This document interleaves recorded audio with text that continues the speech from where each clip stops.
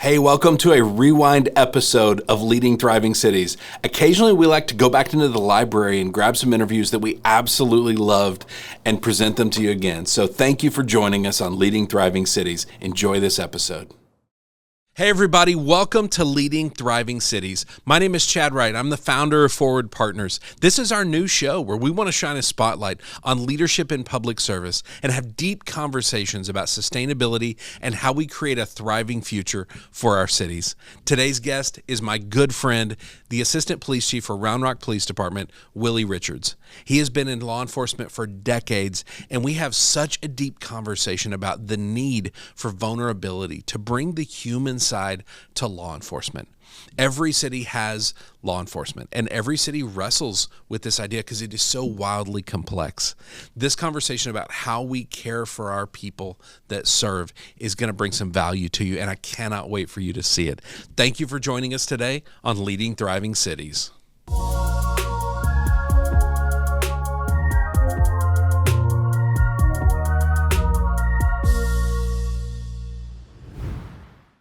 Okay, so part of why we do this is we want to bring different perspectives to help people kind of better understand city management at all levels, from the police and fire, the emergency services, all the way through city manager's office.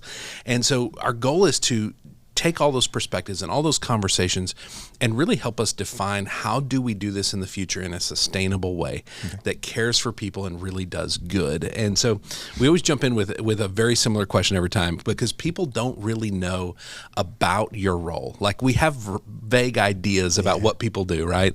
If you could help everybody understand one thing about what it is to be an assistant chief of police or be on a command staff like that, what would you help them understand? What would be helpful? Your question intrigued me, and it brought it into perspective of we think we understand what police leadership and what police officers do from a perspective worldly based on what we see on TV or hear. Yes. From the executive level position, as you move up in the organization, there's something that waits on you continually. Yeah. And that is the responsibility and the accountability for the people that go out and do the job every day. And you think that you can step away from that, but you really never unburden yourself from the weight of that responsibility. So the one thing I think that I would really dig deep and want to share with people is the fact that, man, just because you think they've gone home for the day, they never go home for the day. Yeah. Part of us is always connected to what's happening in the field. How are the troops getting through the day? How are they making it through the night? Do they have the assets they need? Are they encountering obstacles that they need somebody else at a different level to get moved for them? So there's never this point where you can go, I think I'm going to fully unplug today. It's a 24/7 job, isn't it? It is. This is the interesting wrestle, because so much of what we do is working with organizations to say, okay, leader who can never disconnect. How do we learn to disconnect? Because there is some value in that. I think you might have, if I'm remembering correctly, took a vacation recently. I did. And it was a long vacation, wasn't it? It was about 2 weeks. Okay, and you disconnected relatively well. Yes. Yeah. And the unique thing was, I didn't mean to interrupt, but the unique thing was Chief Banks set that perspective in motion. Yes. And he set a tone with the rest of the organization. Hey, Willie is going to be gone for 10 days in Arkansas. Yeah. Y'all leave him alone, come see me. Yes. And once that release is okay, I can set the phone down and I can step away from that responsibility. Yeah. I know I'm never gone from it, but just have some time to decompress and spend time with family and relax. Yeah. Significant change in how you return to work. What did you find in that surprised you? Anything? So the biggest surprise was after about 3 or 4 days, I realized I kind of quit checking the phone every time I walked by it to see if there was something I needed to deal with. It's weird muscle memory, isn't it? It is. It is. And then I found by day 5 or so, I was able to set the phone on a counter separate from the bedroom, separate from that constant urgency that there may be something that I'm needed for. I love it, and this is how we learn to do this, because every police chief I start working with, first thing I hear is, I can't disconnect. All it requires is intentionality. Now, it has to be intentionality within the organization. It can't just be one person saying, I'll see y'all later, I'm disconnecting for 2 weeks, right? Yeah. It took your chief saying, here's how we are going to do this. There is an outlet for everything that would normally come to him. It's going to come to me for these 2 weeks. Yes. And my guess is then hopefully he has that same ability, that everything that would go to him is going to someone, and y'all have that ability to cover each other. That is a process, learning and trusting and developing. Yeah. And it comes over time. It's not instant that, hey, I instantly know Yes. that I'm going to give this away to you and not come back and check on it periodically. Yes. And so that's through relationship and being Yeah. intentional Yeah. with trust and with stepping out there, and then demonstrated confidence and competence from the people that you entrust with Yes. that responsibility. Well, and I always tell people through this process, you are not going to do it perfectly the first time. The goal is not that. The goal is that you look up in 2 or 3 years, and it's the culture that you have the ability for whatever time y'all defined, you can disconnect. And then once you come back, you're restored, you're ready to rock and roll. Because it is the perspectives you get when you are not connected and engaged are very different, right? New ideas and new Yes. ways of thinking, and not just more energy, but more perspectives. And that's the piece that we miss out on all the time. It is. And I love that y'all are doing it at the highest levels, because the reality is if a bunch of sergeants tried to do this and the command staff was not supportive of it, it's not going to go well. You're correct. And so the fact that y'all are saying this is how we have to do this as a team, and how do we now start to filter that down throughout every part of the organization so that everyone has intentional time to disconnect, I think that's incredible. That is exciting. So in my nearly 29 years, that is the first time in an executive realm where the chief set the tone for the organization. Yeah. And see, it came from the top down about, hey, this employee, it's higher up in the they're going to disconnect. Yes. Come to me. Yeah. So what that message sends is it makes it, that's the culture, that's now the norm, that's the expectation. Yeah. And so it's just working that through, and it will take time. For And some all of people are us going to be better at it than embrace others. Correct. Correct. And so it's just that stepping into that and having the trust in your team, because you've built them as a leader, and you've built them all along going throughout your career. Yeah. So at what point are you finally going to say, I'm going to trust you and step into this arena? There is some commonality there. If I look at the higher level executives that are able to disconnect, they also have high trust in their teams because they've built it. They have influenced that, and they have actually intentionally done that. The ones that say, oh, I can never disconnect, you look, and they also then micromanage quite a bit. They're not able to really let their teams do things because there's not a high level of trust there. That's a huge key. I love that. It is trust. That is trust. great. That's great. So as how long have you been in law enforcement now? 31 years. 31 years. Congratulations, first of all. That is a long time. And you are far from done, too. So Oh, you've yes. still got a lot of years left. Little left for in me, some more push. Yes, I like it. So obviously you've had to overcome a ton of challenges through that time. What are some of the internal things you've had to wrestle with? What are some of the things that you had to kind of grow out of or get over or develop new skills to kind of go on this journey and be as successful as you have been? So I've really got to roll back to those first few months or years as a patrol officer, and you're starting to come into your own and understand what it means to police, and developing your style of policing, and you decide to embark on this journey of leading others. And when you do that, you form these ideas and concepts of what you think leadership's going to be like at that next level. Yes. And whether it be at a sergeant, and I'm going to move mountains and I'm going to destroy all the giants that are in my people's way, to the, hey, at lieutenant, I really think I had sergeant down really well after 4 or 5 years. And you continually have this framed idea about what it's going to be like. Yes. And you get there. It's and it's always completely different. not. It is completely not. It is. It's so funny you bring that up, because it's so funny how I will meet with, I'll go on a ride along with a frontline officer. That officer can tell me every single choice the chief has made that was stupid and what they should have done. And I'm sitting here going, you have no clue the picture that you are missing, because everybody thinks they know what that next level is. Have you ever reached a point where you didn't necessarily know what the next level was, but you at least knew enough to know that you didn't know and that it was going to be an adventure? Have you ever reached that level? That probably really hit me about midway through my lieutenant process. Okay. Stepping into commander, having a glimpse of what it meant to be a truly mid-level manager, and looking out over the organization, and you go, oh my goodness, am I going to be able to do this? Do I really know what I think I know? Yeah. And you come to find out you don't know what you don't know. Yes. And that's the biggest internal challenge, is reframing, reshaping the concept or idea that I believed I had knowledge about the next step from watching that individual.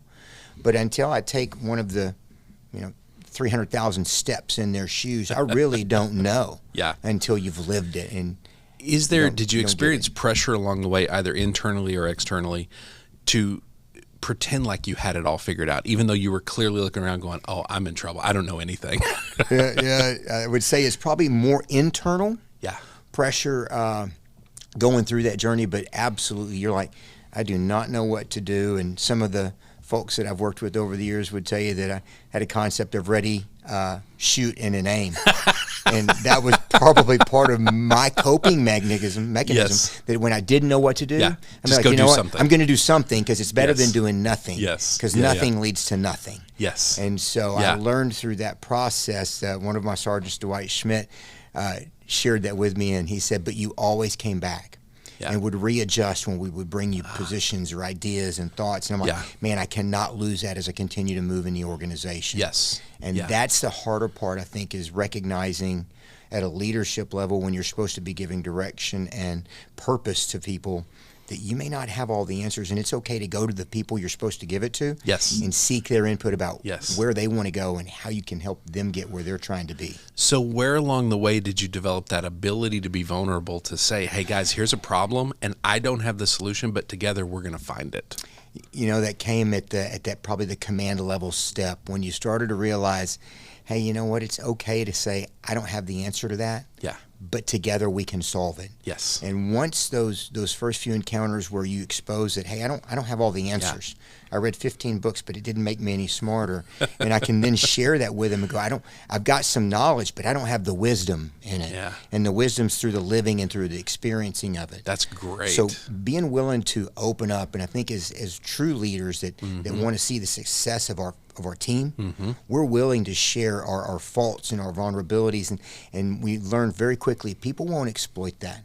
You know, it's so interesting how our fear says the second we do that, they're going to look at us and go, well, I'm not following you because you don't know everything, right? That's what our fear says. But the reality is, the minute we open up, they go, that's a human being. Correct. They can be human and be at that rank. And so I can be human and get to that rank, and we're all going to be okay together, right? It is. It happens almost every time. And yet getting leaders to go, oh, I can open up. Because one of the things I hear in PDs all the time is, oh, I can't share. If I share, then somebody's eventually going to use that against me, right? Which is such a fear-based, like we're always looking for threats in that scenario. It is really hard to find hope and optimism and the things we need to move forward when we're afraid all the time that someone's out to get us. It's incredible you kind of figured that out along the way. It took me a few years. It does take a while. That fear in the very beginning of our careers is what keeps us on edge. It keeps us alert. It keeps the hypervigilance that we need to succeed and be successful when there's a potential threat all around. So we carry that inside the PD. That right there. And this is my theory on law enforcement. What's really hurting everything is, you were taught that when you were out on the street, if you're vulnerable, you are in trouble. Correct. But then we come back inside and we bring that armor and that lack of ability to be vulnerable, and now we can't talk. Because what I see with organizations is, when you and I get healthy enough that we can put our fears on the table and we can point to them and go, I'm afraid right now. Now we can start doing real work, find real solutions that are not trying to assuage our fears, right? But developing that takes such intentionality. And if we never develop that, you see what you see inside a lot of departments, where it is nobody really opens up and talks about anything of consequence. We get so caught up in these little, well, this person's mad at this person, this person said this, and it eats up all the time, right? It does. Yeah. It does. And until we invest in each other from a leadership perspective, and I'm not talking about, hey, your handcuffing technique was great, you drove the car exceptional, your complaints and affidavits were spot on. The reality is, when we start to really trust each other, is when you can say, hey, I know a little bit about what's going on in your family. How's everything? How are your kids doing? Yes. I know they struggle with making the football team and want to be on varsity, but they made it this year, didn't they? And are y'all successful in that as a family, right? And once we open up and we realize that, I'm learning as I get closer towards the end of my career, one of the main reasons I still love work is it's the people at work that I love being with and spending time with and watching grow and growing from their experiences myself. So there's a maturity process to that, man, I wish I would have known when I was 30 or 35. And that's the interesting piece, is how we get the younger generation to see what we have learned along the way, getting further in our careers, to say, okay, how in the world do we help them figure this out sooner, right? If we can help them at the corporal level, the sergeant level, learn to be vulnerable in a healthy way. I had a police chief one time, we were talking about vulnerability, and we're just digging into the broad concepts of it, right? And he's like, look, if I come in every day and I share everything I'm afraid of with our front desk receptionist, she's going to quit instantly. I said, that's not healthy vulnerability. I'm talking healthy vulnerability where we're sharing appropriate things at the appropriate time with the appropriate level, right? And so if we can help them figure out how to do that quicker, they don't have to necessarily go down the hard road of learning it the hard way. Now, some of this is like parenting. Some of our kids have to learn the hard way. Some of our team members have to learn the hard way. So we have to accept that. But that really kind of brings up our next question I love diving into is, what advice would you have for that early version of you that was thinking of getting into public service, or someone today that's thinking of getting into public service? Because over the last 31 years, things have changed wildly. So I'm guessing the advice might be different between what you would give yourself at that age and what you would give somebody today. It would. I really thought about the question when you sent that over to me, and the thing that I would go back and share with the younger Willie at 28 or 29 or those windows of opportunity. I think there's a lot of framing going on in our minds at that point is, hey, you got into this role to do what? And that's to serve other people. Yeah. And you got into the role, Willie, to serve them when they didn't even know they needed to be served, which means you need to do it with a degree of grace, with a degree of hospitality that you don't even think you can muster. Yeah. But always, whatever you go into, do it first with a measure of grace, and not seeking to understand your perspective and how you can fix their world, but seeking to understand where they're coming from and how you can help them move through the situation did we get here? Yes. Isn't that one of the first questions in hostage negotiation that you want to center in on is how did we get here? How did we get here? Yeah. What drove this? What prompted it? Which you think in a hostage negotiation, it's like, I'm trying to get to know this person so we can have a good outcome. Really, with any interaction in law enforcement, can I get to know this person in a very quick way, establish some kind of relationship to somehow speak into their lives. That is the thing that I think gets lost earliest. Is like once you've arrested the same person 13 times, you start to lose hope that there's hope, right? You do, but there is hope. There's always hope, and that's the thing to hang on to say, hey, you've just had to arrest somebody because of a bad situation. Maybe they've done a terrible thing. You now have to transport them to jail. Is there any opportunity there to drop any pebble of wisdom in there, or anything that you never know when it will land? You never know if it'll work out, but it could. And it does many times. I think we don't often see it. The idea that I've watched some of our younger law enforcement officers today, both our men and women, and the way they communicate, they've got a degree of vulnerability that many of us, when I started, didn't embark on. Right? Hey, look, I'm just as human as you. I'm doing my job, but I know you're in a bad spot right now. And many times, we would probably push that square peg into the round hole a little bit more frequently versus, hey, let's talk through what it is you need. Why is it that you think that I'm here, the system's out to get you, and how can we not be back here again? And just watching our younger people embrace that, it shows a promise of hope in their fellow man, even when there's been a violation of the law or an atrocity towards the public order, right? So it's all that, seeing it come together, and that's reaffirming and refreshing of what hope really is there. So how do y'all hold on to that? And I know it's an individual thing, person to person. Some people are better at it than others, but it's the key, I think. It is, and the thing I'm learning and through studying and reading, and more I learn, is storytelling is so paramount. And how we absorb and retain information, and culture, and what's important, and so if we continue to tell the stories that, hey, I'm being vulnerable where I came from, what I've learned, and what I know to do now, and sharing that with the younger people, that creates the culture of service and the culture of extending grace. When at the end of our day we go, I'm out of grace, so I'm not going to give you any more, right? I'm done. And so it just that I got a little bit more. I can squeeze just a little bit tighter on my own expectations to meet what you need. And once you embrace that idea, then it becomes part of the story of your life. And so that's the legacy that you start to write on this profession and other people. Well, like you said, culture of grace, because here's the reality. Our whole goal is that the majority of leaders show up every day in an organization healthy. If the majority can be healthy, not even everybody, we can make progress, because the healthy ones can come around the ones that are struggling and say, how can I help? Grace is kind of similar. Like, we all have different wells of grace, different depths, and they're filled up to different levels moment to moment, right? I have moments when my grace is just done. I'm out, and I don't have it for any human at that point. But to have teammates that are filled with grace, and in that moment can step in and go, hey, let's consider the other angle. Let's consider the people. Like, that is so incredibly valuable. But again, that starts with vulnerability in a relationship. It does. And it's funny how these things are so connected, and they kind of like Legos, they just stack on each other. I think we as a profession in policing are embracing the concept that, hey, it's okay to be vulnerable. Yeah. You got to know when to expose the vulnerability. That healthy vulnerability, right? Yes. And then we're also realizing and learning that when I get you into the profession at 22 or 24 years old, you're pretty whole.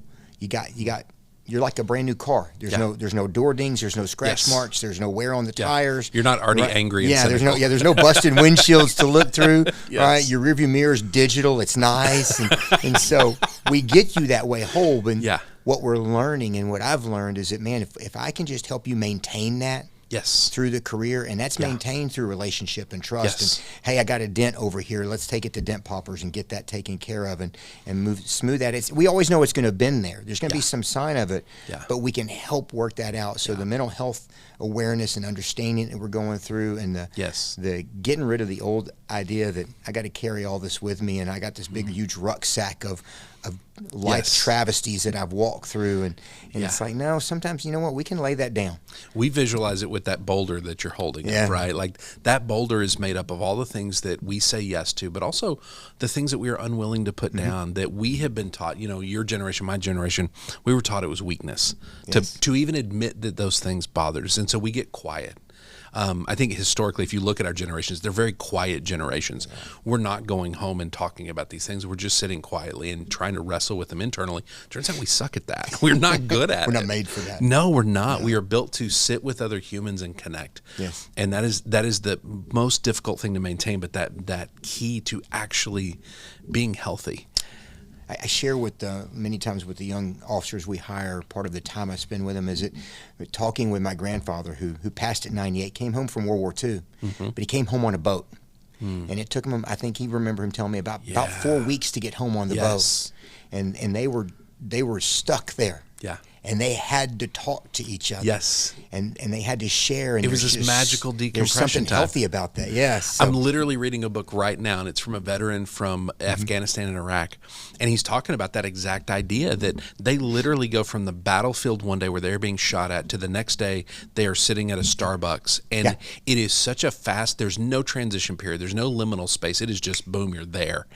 And that is part of what's really creating problems for them. And we have to roll it out. Yeah. I mean, we absorb it all at this huge rush of adrenaline. Yes. But then we need to unpack it. Yes. And that is not an easy task because we're not programmed it. And well, if I unpack it, then maybe I'm demonstrating that I didn't do it all right, or I messed up along the way, or I'm vulnerable yet again. And who's looking at my vulnerability now? And are they going to use it against me when I want to promote and say, I mean, it's all that, again, fear creeping back in. And it's going to take generations to get that out of the system. There's no pill for this. No, there really isn't. But I'm honestly blown away. Like the work we do, I'm shocked I get to do it, honestly. Like, first of all, that I get invited into law enforcement blows me away. I take that as a massive honor every time it happens. I do not take that for granted. But the fact that we are sitting there and we are having discussions about empathy and about grace and about how we care for each other and how that is the key to fixing all the problems we're wrestling with. It's the stats show it's not what y'all experience outside the department that's killing you. It's inside. It's can I come back and see some horrific things and have a place to wrestle through that? Or do I come back and it's just as invulnerable and armored up as on the outside? Is my safe to walk in the doors and share how I feel about what I just experienced? But the hope I find in those statistics is that this is solvable. That step by step, conversation by conversation, we are starting to see progress and seeing very progressive agencies like yours that are willing to have mental health conversations and willing to do different things. It is so exciting to watch. And it's funny because all the agencies we're engaged with in this area, they're all the same way. They're all, and some are further along the path than others, but they're willing to have these conversations. We share well. Yes, I really do. There's a level of cooperation among these local agencies here in the Austin area, at least, that is really exciting to see because we are actually in the same boat together, and this boat's full of holes, and we're in trouble. So but together, how do we fix this? We can fix it. Yes, together. That's the thing. Individually, we'll sink. Yes, and y'all are starting to really figure that out, and it's getting exciting to watch. And I always talk about the idea that I'm betting the next 40 years of our company on the fact that in order for a city to thrive, the city staff has to thrive.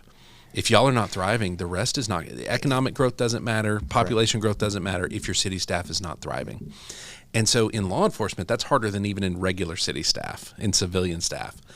What do we need to rethink? You know, you asked that question. This is the one you have the most notes on? I'm like, man, that's going to be that's a hard question, because if you ask 10 people, you'll get 12 different answers. Yes. About how we rethink it. That's why we hope we have years of this podcast to be able to ask this a lot. It's sustainable, and you don't even have to upgrade the charging port on your phone. I mean, it's there. But one of the things I think that for us to rethink that is and I'm gonna pull my profession out. Yeah. We are the most focal point of government yes. that the public sees. Yes, right? You are on the ground, we are, right? The water line maintenance, just as critical. Yes. Right? The power, just as critical. Yeah. But we're the entity that is fully exposed. Yes. And I share it along this lines is through an ice storm, when the water pipes bust and it starts leaking and freezing. Your senator's not showing up to fix it? They don't call, right. they call one number. Yes. And it's three of them together. Yes. And it's always 911, because we have done a really good job marketing ourselves as being the problem solvers. Yes. And so when I talk about that idea of our challenge for thriving is we want to maintain that, hey, you can call us in any situation. Yeah. Here's the scope of work we do, and we'll help you get to where you need to go. Yes. And that is one of the things as leaders I think we struggle with, because we want to solve all the problems. Yeah. It's one of the reasons we choose to be leaders. Even if we're not fully equipped for all the problems. We'll make it up along the way. Yeah. And so we'll try and solve it. And it's like, wait a minute. Planning and zoning, that's not even my wheelhouse. Yeah, but I can tell you what I think should go next to the library and the school. Right? Yeah. And so we'll try and solve that. And I think the bigger part in understanding to thrive is we have to establish the culture of inside the walls of city government. Yeah. It's okay to be safe and vulnerable with each other. Yeah. Because the expectation from the public is that we have a solution or an answer. Yes. When they call. Yeah. And helping to reframe that idea, to relook at that notion of, hey, maybe it doesn't mean that Willie tells them where to go all the time, but we together find the solution. Yeah. And so to thrive, I think that's one component. Yeah. And understanding that the culture we establish at the top will permeate the organization. It may be in small fragmented doses all the way down to the bottom. Yeah. But if we don't start to see the results we want, and many of us are very instant in our gratification. Yes, we are. If we don't see it, we'll think we need to make a change. And the reality is we need to steady the course. Once we know what our culture, what our core values and our belief systems are, for how us, we it's want to simple. operate. Community, honor, integrity, and pride. And that becomes the focal point. Everything we do should be serve the community with excellence. Yeah. Have your honor that's beyond reproach. Does that mean you're perfect? No. Yeah. It just means you always strive to carry yourself. Your integrity, don't let it be questioned. Yeah. Don't My put yes yourself is my in yes dumb and situations. My no is my no. Correct. Right? And pride doesn't mean being puffed up. Yeah. It means be proud of the work product you present and the community you serve. The impact and you the have. team that you do it with. Yeah. Yeah. So that thriving and what I'm learning from our younger people today, they value a couple things. First and foremost that I've seen is they want to know that what the work they're doing contributes to the greater good. Yes. They want to know the why. That's What's right. the purpose? That why am I doing it? Yeah. What does it matter for? Yes. Well, I was brought up in this business that you just go do. You don't ask why. Mine is to. Oh, that was beaten out of us, right? We didn't ask why. It was dangerous. Do not reason why, do or die, right? And so seeing that, it's like, hey, let's take the time to explain the why. Yeah. And that's a very counterculture concept in many of our highly structured, highly organized organizations. Yes. And now there's a time, I can't tell you why. Right, Yes. we need to do. There's certain things that this is an emergency situation. I just need you to go. Right. And if we have that conversation on the front end, expectations are established for both parts. Yes. And even if they do pop the question out there about why, it's like, hey, we got to get this done now. Yeah, but I will circle back. Yes, ma'am, I'm moving on. Yeah. Correct. And I'll come back to it. And then I think there's other things that are extras that we can look at to create cultures that continue to help people thrive. Yeah. I'll give you an example. A friend of mine works for corporate America, and he's explaining to me when they take their week-long time off at Thanksgiving or at Christmas. Yes.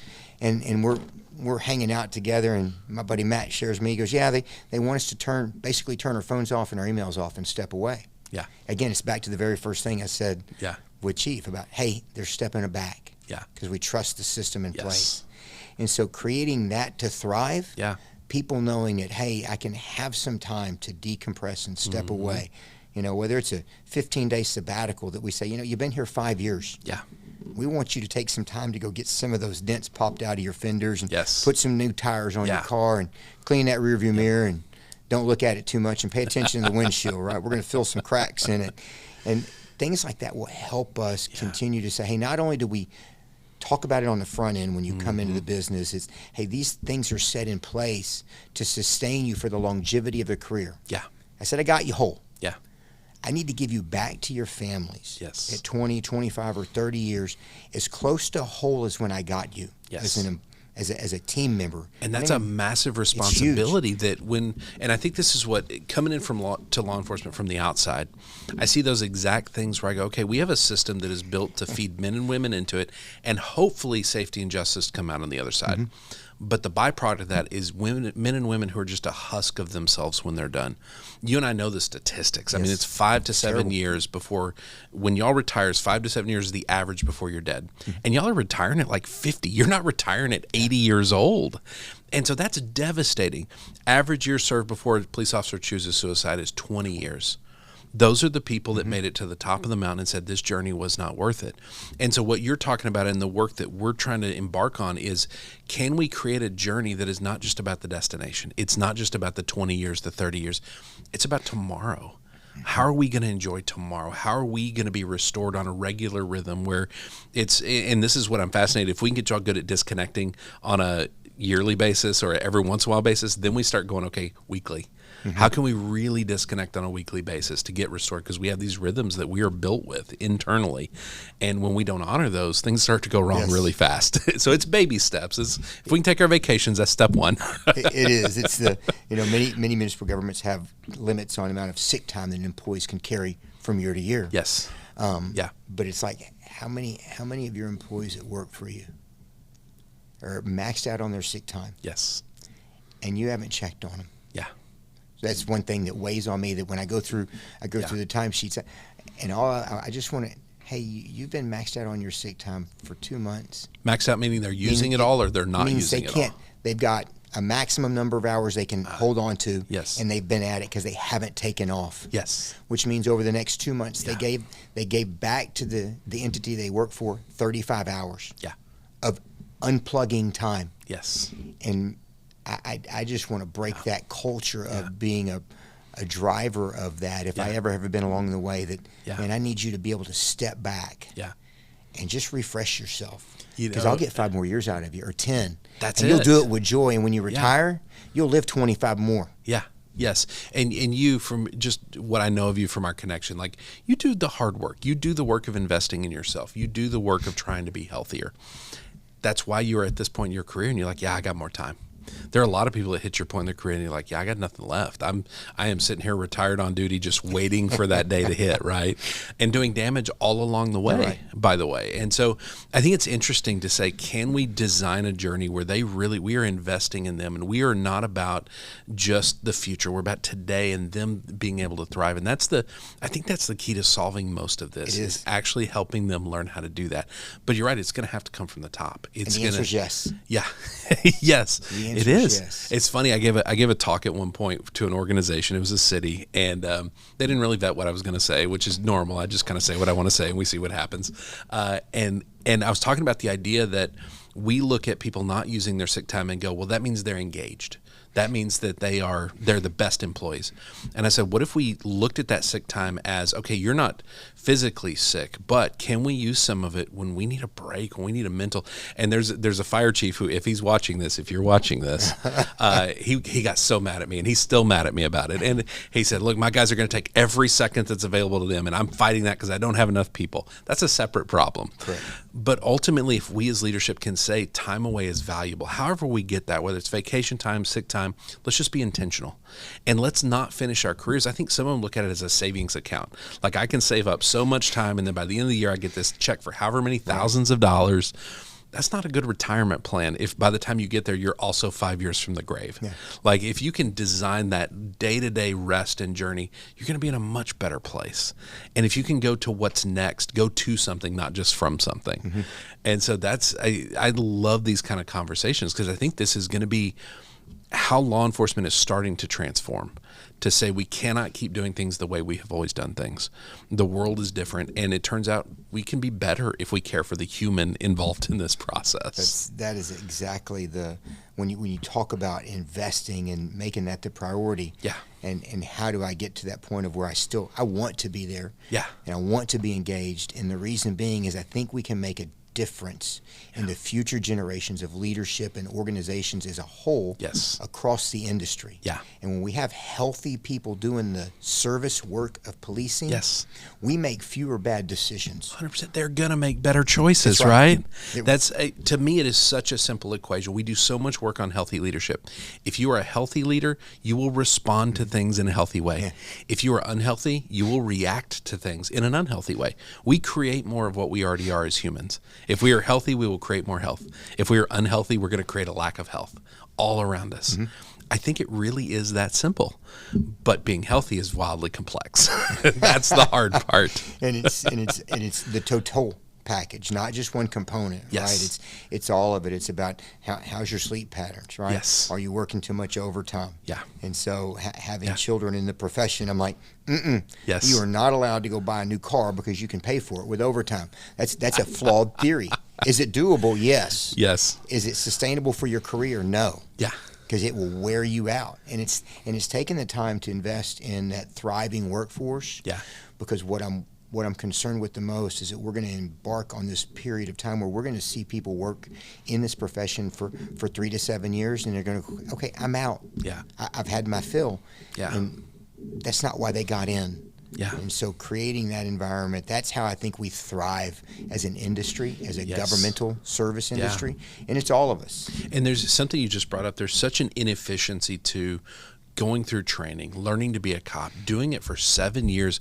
I feel like after 7 years, you finally get your feet really under you, right? You're really ready to rock and roll finally. Yeah. Up to that point, you're really figuring it out as you go, and you may have promoted a couple times, but you're really still figuring things out. If we as an organization are having to constantly replace people every 7 years, there's an inefficiency to that costs so much money, so much time, so much energy. If we can just care for the people we got and make sure they're good and make sure they're okay, they're going to last longer. It really is. If we take care of the car, guess what? We can drive it for a lot more miles. That's right. It's no different than investing in the retirement. I need to invest in the people, in the relationship, and we need to be intentional as leaders. Not well, when I get there, it'll be okay. Yeah. No, we need to have an intended plan to grow them. When they walk through the door, they need to meet the leadership team. They need to hear that they are the most valuable resource we have. Yes. And we've already invested many, many dollars in that new employee, and they hadn't even gone out and served the public yet. Yeah. So we need to be mindful of that investment and watch it grow. And the unique thing with it in leadership is we have the opportunity to either help it flourish, or we can choke it out. You know, we talk about it in terms of being gardeners, of cultivating, right? You have to create an environment and cultivate the ground and prepare this thing for growth. And then you got to love it. You got to have light and water, and you got to care for it. I think part of this too is getting sergeant level, because they're on the ground. They have the most impact, to get them thinking like gardeners. To say because part of where I think we can go wrong is if my whole job as a sergeant is to make sure my crew is checking the tasks to say we were successful today, and that's all I care about is checking those tasks, the people are going to wither, and suddenly you're going to look up and the tasks are not being checked very well. But can I view each one of those as this is my chance to garden and help grow and care for until it's ready to hand them off to the next person? And that I'm handing off a more mature, a more experienced, a more talented version than what came in the first time. That is a massive opportunity, but it's a mindset shift, right? That your success is their growth, not just their productivity. And I think that's going to be an interesting conversation going forward with law enforcement. It is. And one of the things I know that we watch and have experienced is, the mentality or mindset of, I'm not going to invest in you until they invest in me. Yes. Right. And so part of that is, and I had that early on in the promotion ladder. Well, I thought I was going to get all this help, and where are you now? And look at, I'm either I'm making it on my own and I think I got it right and I've done it all wrong, but it's about pushing that investment all the way down. And so when they get it from every level of the organization, you either have a choice. I'm gonna sit and eat at the table that I've been set at, or I'm gonna walk away angry and hungry. There's a level like you're talking about of people almost have to prove why they're here before we're going to start supporting you. And it's funny, I was meeting with a sergeant one day in a different department, and we were having this conversation, and he was talking about some new recruits on their team, and he said, when I was a new recruit, I thought about quitting 1,000 times. I was terrified. He said, we would door up and we would just sit there and talk and go, what did we do? What did we get ourselves into? And I said, did you ever have a sergeant that sat with you and said, hey, you're going to think about quitting 1,000 times over the next 6 months, and every time you do that, you really get serious about it, I want you to come see me. And my job is not to convince you one way or the other, it's just to listen. I said, you ever have that sergeant? He goes, oh, my Lord, no. He said, you didn't speak to your sergeant because you get screamed at just for talking to him as a recruit. I said, what's stopping you from being that sergeant today? What's stopping you from going to your recruits and saying, I am here for you and I care about you? That simple message would unlock potential decades in those careers, right? And so it's just that mindset shift to say, yeah, you may not have had the best sergeants, and you may have ended up where you had to fight harder than you should have to. Why do we still have to keep doing that? Like, we can stop that cycle. And we had Karen Daly on one of our episodes, and she is a legend in city management. And when she started in city management, females were not in city management. I think she said when she started, about 8% of city managers were females. And it was a very similar thing of she had to fight so much. But now these newer generations of women coming up, they still have to fight, but it is not the same fight. It is a different one. And it's almost the same thing to say, can we create an environment where you are supported and ready to rock every step of the way, and we have your back. We're not waiting for you to prove something before we have your back. Right. That's going to be a culture change. It's going to take time. And we cannot be shocked when someone comes in to have that conversation and goes, I really think I'm out. Yeah. And that's okay. Yeah. And we're like, wait a minute, I just got you through the academy. You're 2 years into the journey. Are you sure? If someone's really made that decision and you've walked through it with them, and it's not because of just one encounter, but they just realized this profession that I thought it was for me, it's not. Yeah. And it's got to be okay for us to go, there is nothing wrong with that. Yes. Because you don't want a person that's trapped, that feels stuck, trying to do a job that difficult, where you're making literal life and death calls sometimes. Now, one last question. This is not kind of what we talked about ahead of time, but I'm curious. You have a son who just started his law enforcement career, a year ago, roughly? Almost 2 now. Almost 2 years ago. He's doing great. I hear great things about him in the department, and he's in a different department than yours, which I think is probably good. He is. You don't necessarily want to go and work where Dad works. Partial, yeah. So through this process, I'm curious, I'm guessing you were positive about this, about him starting in law enforcement? Yeah, it's interesting you ask that question. I've had many people ask me, how could you, in today's day and time, encourage your children to follow in the profession that's got so much turmoil or controversy around it? And the really simple answer is, my wife and I looked at each other and we go, how can we not? Yeah. And people sometimes get a little confused about that. Is we know who they are. We know the values that we instilled into them and what's important to them, and that's that there's somebody out there more important than them. Yeah. And that's who they're going to go and serve. Yeah. And sometimes it's going to be a little rough and it's going to be difficult. I've got 2 actually. My oldest is in the correctional system with the jail, that's waiting to get out. Yeah. So I'm honored and proud that they have seen the value in serving. Yeah. Even from a correctional perspective. Yes. And my oldest son, he loves it. Yeah. And he's like, Dad, they're just people.